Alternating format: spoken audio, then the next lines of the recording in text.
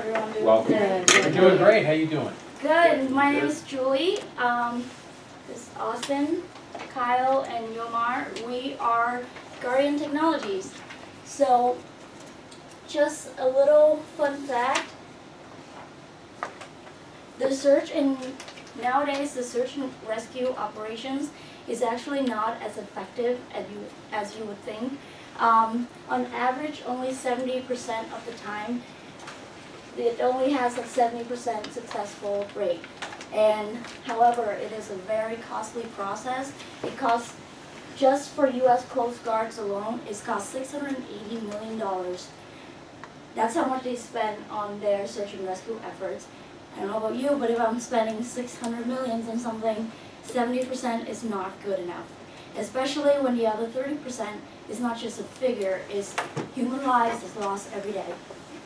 And not just that, it's not just victims we're talking about, it's also the rescuer, because the profession that's involved in the search and rescue operations are people like police officers, Coast Guards, Rangers, they're first responders as well. They're all among the top 10 most dangerous professions.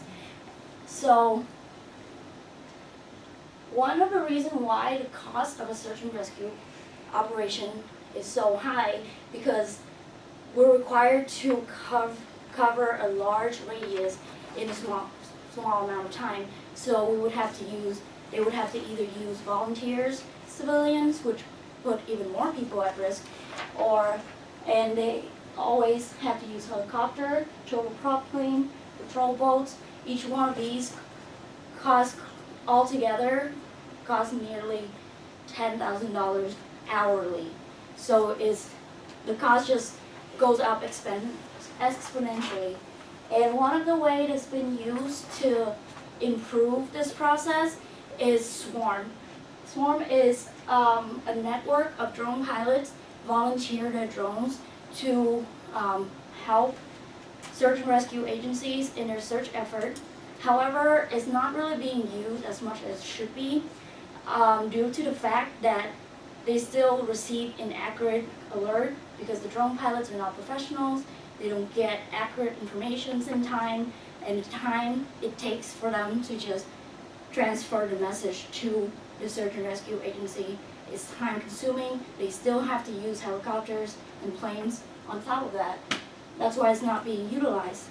So our solution, Guardian, specifically what it is a sensor package that can go on any drone, and it has a thermal sensor, an HD camera, GPS locator, and supply package.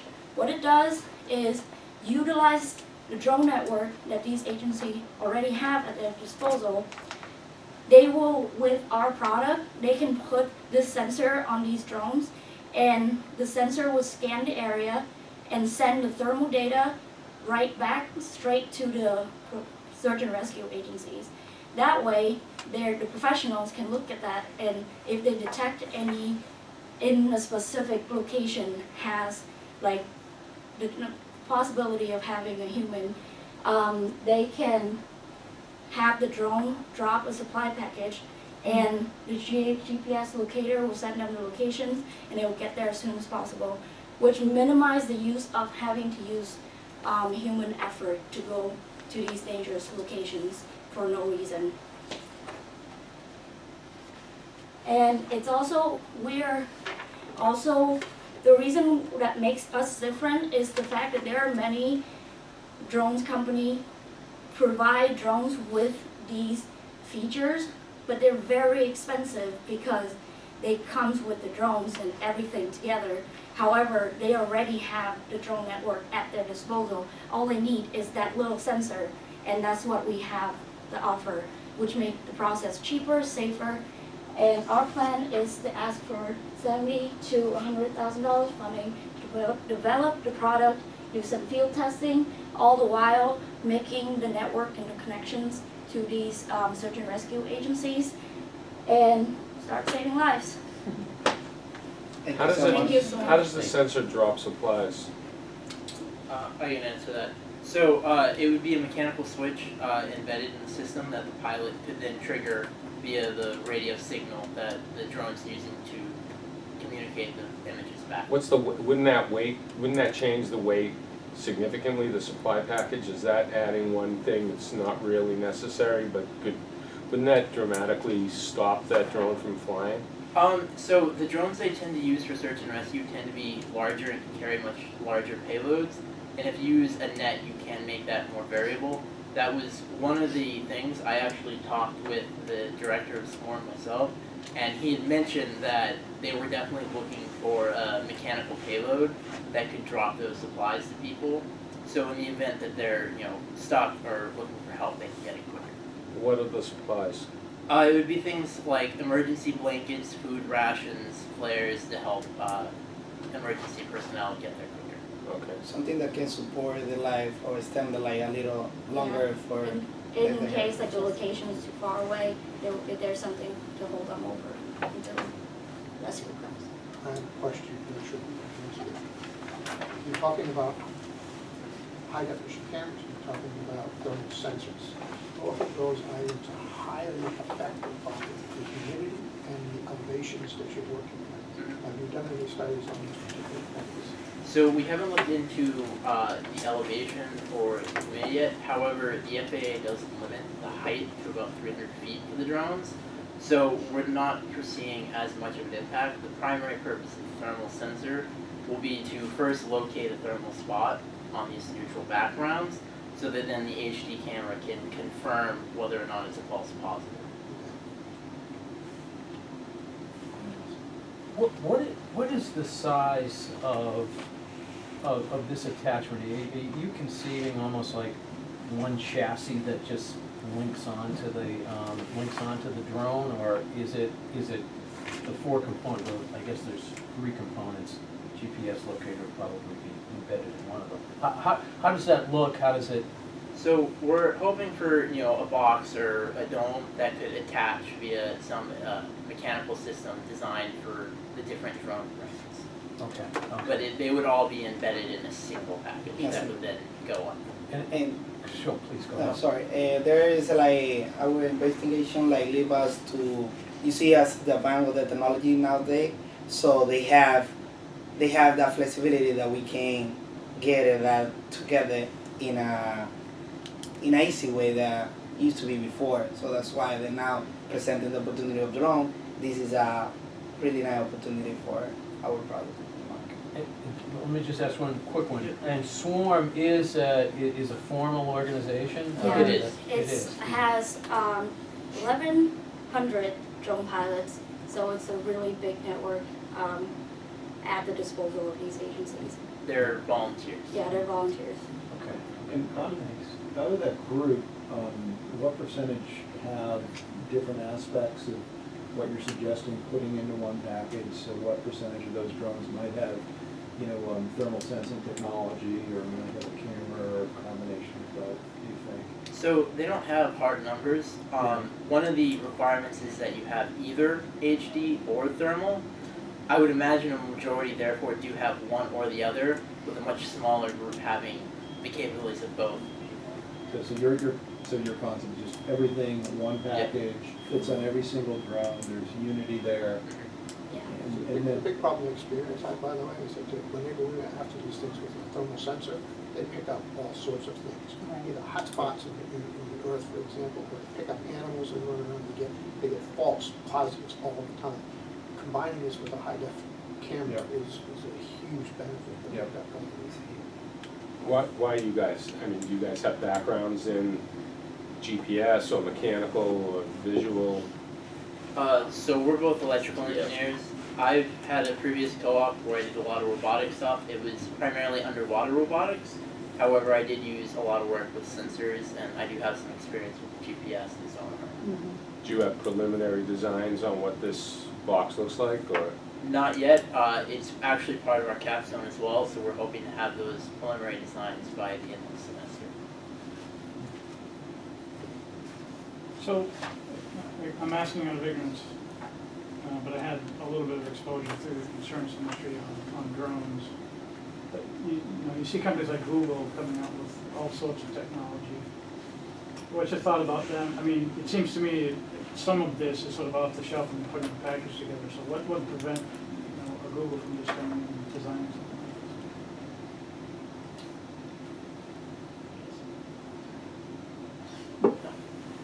I think the main issue is nobody's looked into it yet. They could potentially do it at some point. I like this? So won't they're looking at discount the it. bigger drone Yeah. markets, and this is a niche application. Yeah, again, and so like the applications of like simply having all of this for the search and rescue purpose is not something I would think like Google would be interested in. So yeah. And the Who way gets- that we've been looking at, when we put it the big picture, like non-company had think about that specific, like going to the marketing that way because they thinking about the bigger picture. We try to concentrate on that specific area of rescue and cervic, like Yeah. for And emergency. during the development process, we'll be able to like contact with the search and rescue agencies and like learn more what specifics in terms of data they will need, so we can make sure like we'll be able to send those to them through our product. Who owns the product? So Like, is it the guy who owns the drone buys this, or is the city or the state giving these to the, That's a great question. yeah, it would be the state. So it would be like the search and rescue agencies will give these to the drone pilots. Because these drone pilots are volunteers, like they're not gonna spend the extra money on it. However, it will help save these agencies a tremendous amount of money instead of spending $10,000 an hour on their like search and rescue efforts. So I'm sure they will be willing to spend a small amount of money to invest in this, and that will save them a lot of money and a lot of time. and do they get them back from the Yeah, that's the drone? thing. Like Does the we drone have. pilot own it, like have it in his possession? Like when someone gets lost, how do you get that box to the drone pilot? Right now, they just sort of, We focus on we have to give it like a lot of time thinking about that because the market can be huge as it can be specific to a target.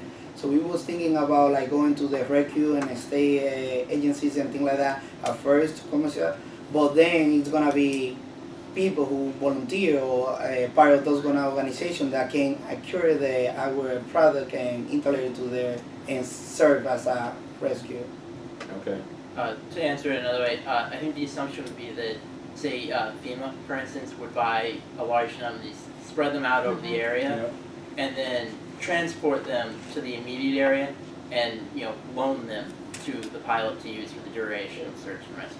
Another way that we was thinking is like as you see like how is the survey that we see today, like the Uber survey that they contact, like they make like people, for example, they contact people that already have something that they can be utilized, so we can, it's another way to see the market.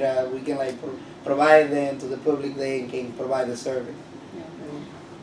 Yeah, just a comment and a quick question. I mean, I really think that this is was a huge need. I mean, coming from a family of Coast Guard rescuers as well as mountain climbing rescuers. I mean, lots of I know people who've lost their lives in the process. So I think this is a great application. Nobody's been able to put all the pieces together in such a way that you can reduce the false positives, you can target, and the supplies thing I think is unique. So I think it's a great idea.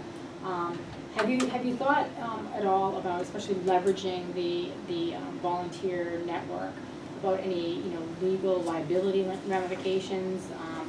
Because these guys are doing the piloting, right, and they're interpreting what's coming back in terms of data. I just wonder if you've thought through. That's a good question, yes. The way we plan on doing this is that the app will belong, like the agencies would have the app that receive the data directly from these drones. So that's why like it will up to like the professional will get the data, and then the they pilots are not interpreting yeah, the data. and that's why it works, because that's the problem with like pilots using the drones normally is they're the one receiving the image. They don't have the experience to like detect Okay. an issue. So with that, like they will get the thermal data, and then if these professionals feel like there's a possibility there, they can switch to the HD Okay. picture and see if it's something they need to check out. And the FAA, they just approve all the regulation and things like that for the commercial use. So now it's gonna be like kind of like the beginning of a Yeah. huge new market that is gonna And be in really terms like of, asking yeah, and for. like in terms of liability, like it will be up to like a search and rescue professional Okay. to like Time's determine. up, guys. If I could just make a comment for these guys. You got 5 minutes when you started here, and you probably spent 4 of it talking about the problem. I would use less than a minute and say, traditional search and rescue is expensive, planes are expensive, this is expensive, we've got a better solution based on swarm. And get to that quicker, and then I think you could spend the rest of your time talking about what makes your solution sort of unique and valuable to the community. Because I think you spent a lot of time talking about the problem and not enough, but I think you got a good Yeah. solution. Thank I you. also have Thank one, you. I have one comment to you guys that I want to commend you for. I look at your team, you're the only team in this group that has also mentioned your advisors. I know not all the teams have advisors, but my company's advisors are part of your team. And if I can add one other compliment, I think this is the first team that has collaborated between the business school Yes. and the engineering school, Yeah. which, that's one of the strengths of this university.